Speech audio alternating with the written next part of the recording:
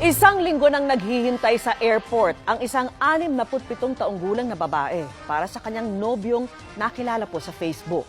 Pero sabi ng airport police, biktima ng love scam ang babae. Ang modus tinutukan ni Emil Sumangil. Naniniwala ako nandito dyan.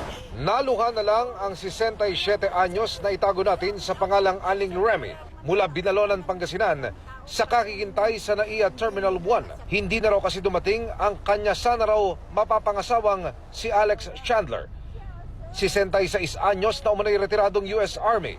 Kwento niya, nakilala niya ang dayuhang nobyo sa Facebook. Marami akong kadyat, marami akong ginusto ko siya kasi mabait siya sa pagtitig niya.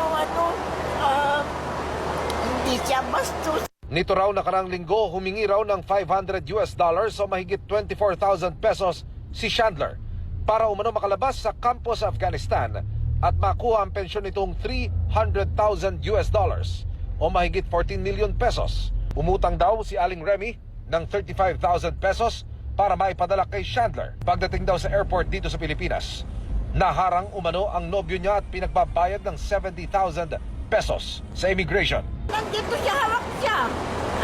Ayaw nila ibigay yung bagahe niya kasi sabi niya, gusto nila daw buksan yung bagahe niya. Sabi ko naman, no way. Kinukuhaan ako ng mga tatlong babae ng 30,000. Sana ako higilap ng pera dito.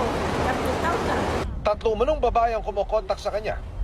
Isang Mary Grace, Joanna at Angela de la Cruz na tumanggap daw ng 20,000 pesos na inutang ulit ng matanda.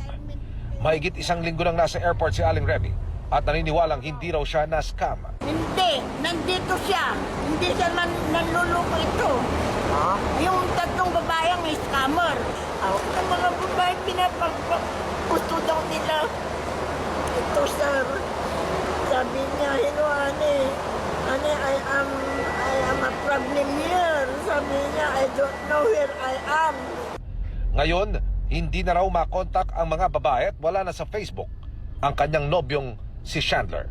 Sabi ng airport police na biktima si Aling Remy ng love scam. Modus na nambibiktima ng mga naghahanap ng mapapangasawa sa internet. Sasabihan na siya ay na-hold sa immigration at kinakailangan niya magbigay ng pera upang siya ay i-release. Huwag na huwag niyo pong gagawin kasi isa po itong scam. Emil Sumangil, Nakatutok, 24 Oras.